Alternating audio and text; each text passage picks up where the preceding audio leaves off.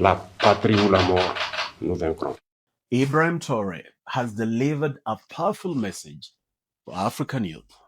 Although his audience was a Burkinabe youth, his message applies to youth across the continent. Il est nécessaire de comprendre que notre pays est dans une révolution.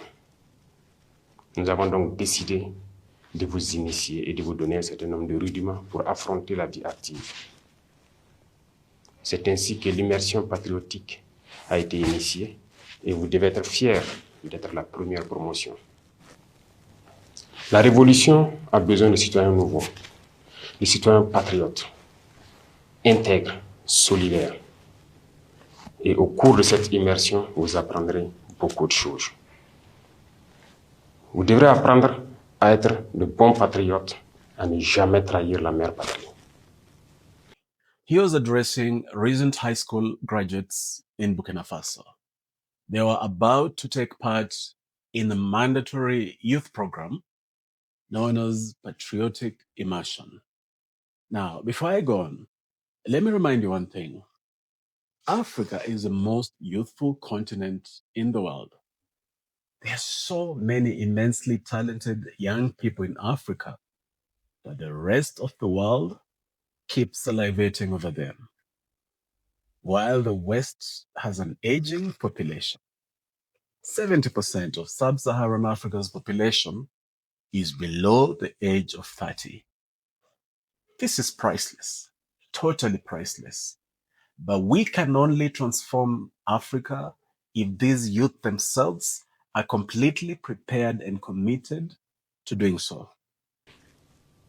Vous devez comprendre d'où vous venez, le passé.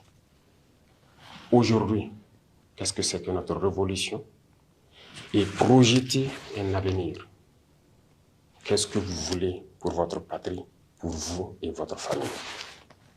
Burkina Faso's mandatory patriotic immersion is a compulsory residential training program. It's held over 1 month and is designed for recent graduates. This program combines civic, ideological, historical, and practical modules to instill national values.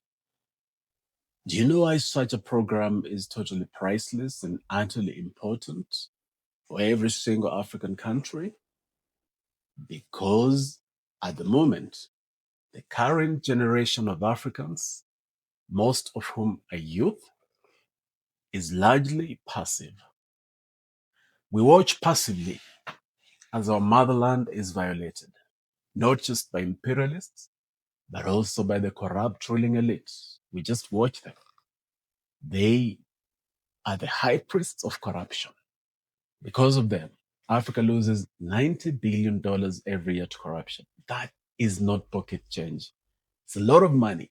It's enough to build a high-speed railway all the way from Nairobi to Lagos, all those nearly 5,000 kilometers. It's enough for that. Do you now see how presidents are completely messing us up? Traoré has a powerful antidote to that.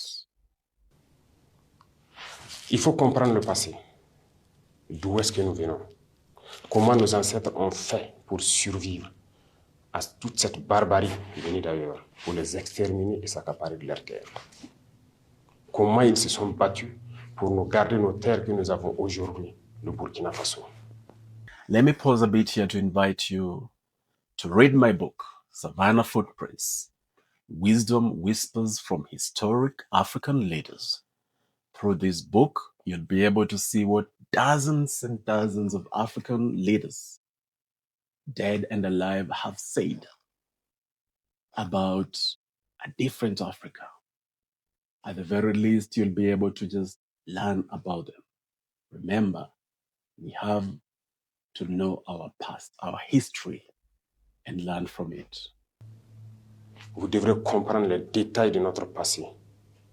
Qu'est-ce que l'Afrique a subi, qu'est-ce que le Burkina Faso a subi et comment nos ancêtres s'y sont pris pour que nous soyons là aujourd'hui en tant que Burkinabés. À travers cela, vous comprendrez aujourd'hui le monde, la géopolitique.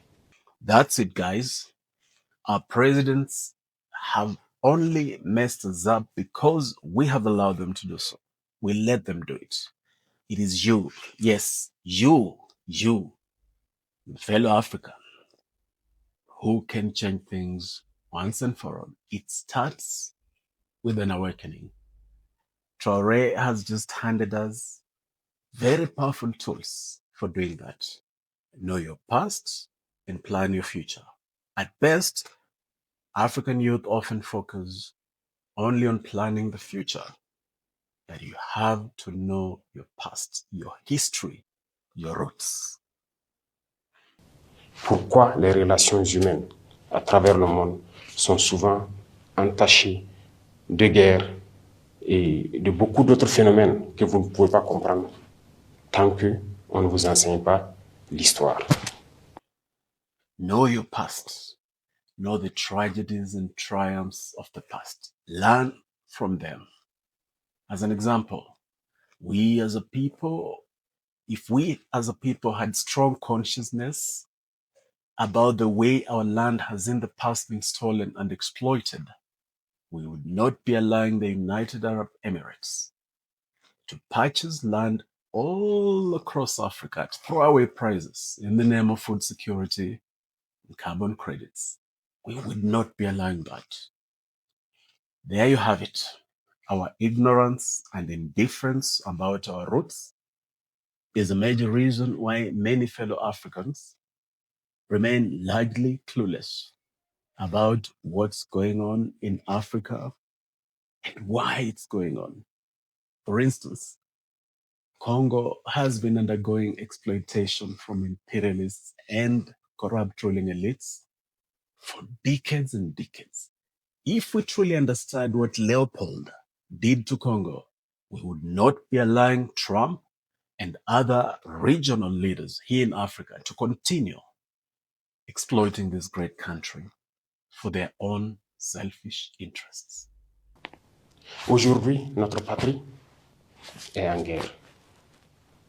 Mais vous devez comprendre d'où vient cette guerre. Pourquoi on nous fait la guerre? Pourquoi ces individus attaquent notre patrie? Tout cela vous sera enseigné et initié. Indeed, there's a lot more to learn about the jihadists' war in Burkina Faso and the entire Sahel region. As a matter of fact, even that very title that I've just used, jihadists' war, is a problem in itself. These jihadists are armed and financed by shadowy geopolitical players.